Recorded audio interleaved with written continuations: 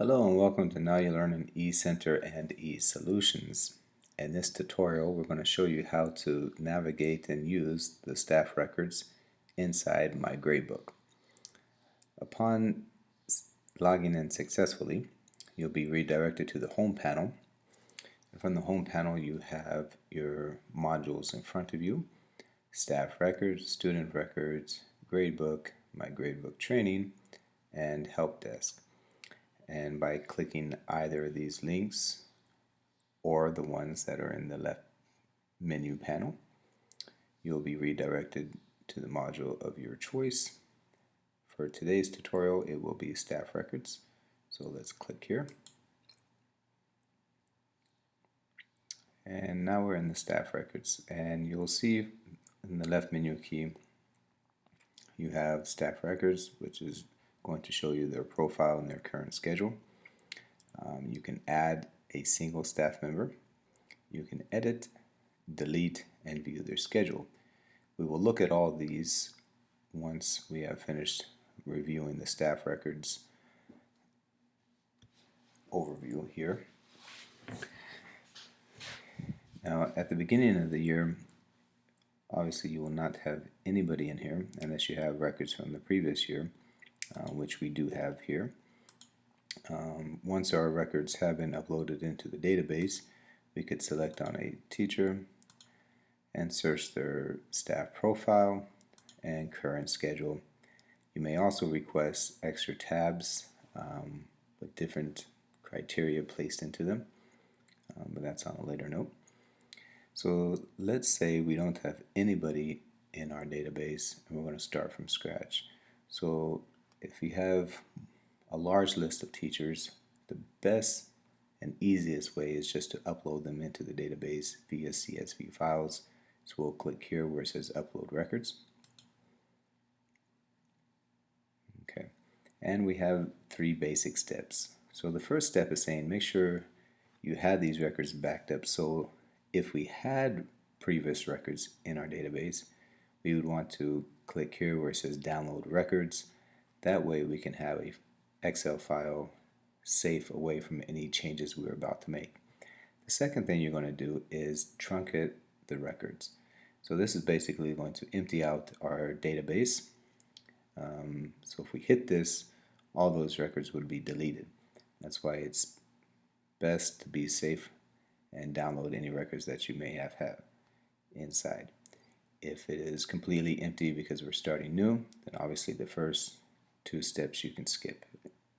So the third step is to upload the new records. Now you need an Excel file saved as CSV, and it should have 10 columns, and here are the columns that you should have for this particular database. It's teacher, email, mobile number, nationality, contact number, contact name, start date, senior, their role, and room number that you will place them into. When saving your CSV file, you should leave out these headers because you don't want them uploaded into the database. Okay, so you would select here, find your CSV file, and then go ahead and upload it. Once uploaded, then you can come back here to Staff Records and begin double checking to make sure all their information is correct. So let's go ahead and look at the other links to this staff records that we have. We can add a single staff member. So if you get a new staff member, 1 or 2, this is the easiest way to add those into here. You would enter their name, email address, mobile number, their nationality, contact number, and contact name. This is for their relatives back home. In case, God forbid, anything happens to the teacher, you have information to contact their family or loved ones. Their start date, their senior teacher, and what is their role on the campus in case they are not teachers. They could be admin, they could be a senior teacher themselves, they could be IT member or teacher, and also what current room you are enlisting them into, and then you would simply add that record. Once added, you can always make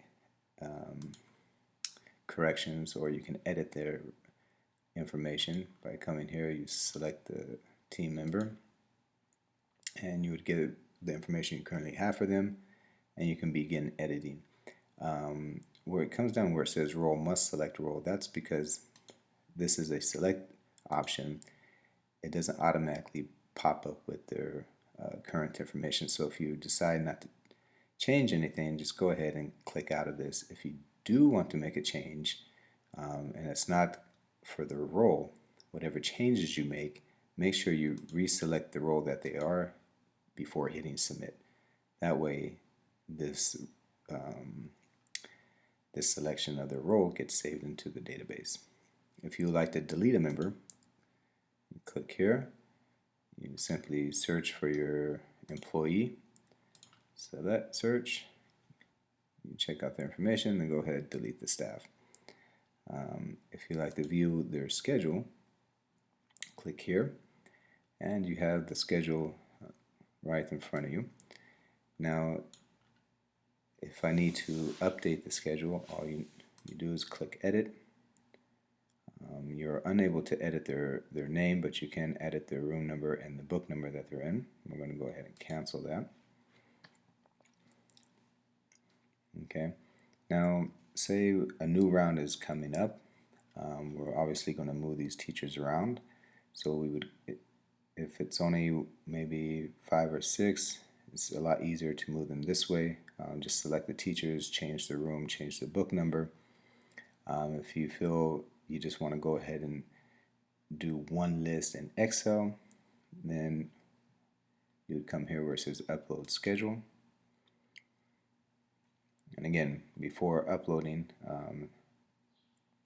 it's best to download the schedule just to make sure you don't have any errors if you accidentally make a bad change.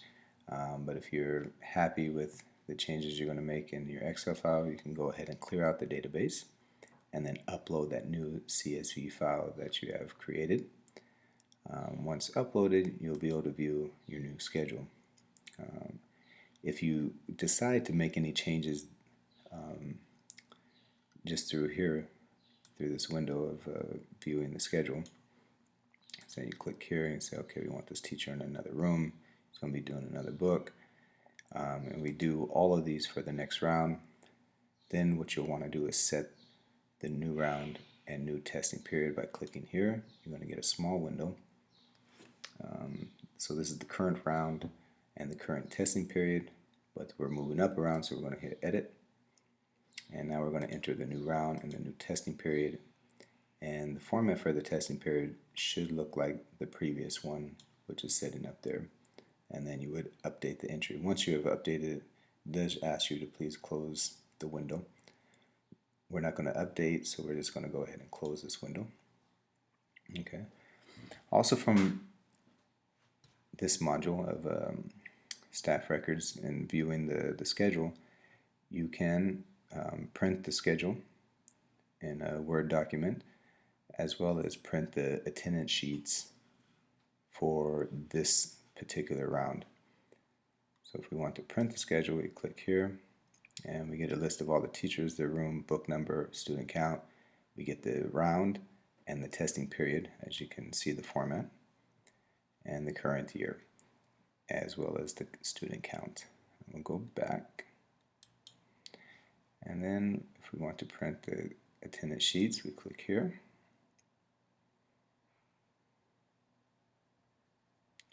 And we can select a classroom, hit go, and then you just Control P and you can print out this attendance sheet. And that's the staff records. Any issues, you can always click here on Help Desk and send your IT or webmaster a quick email with the information that you're requesting. Thank you and enjoy.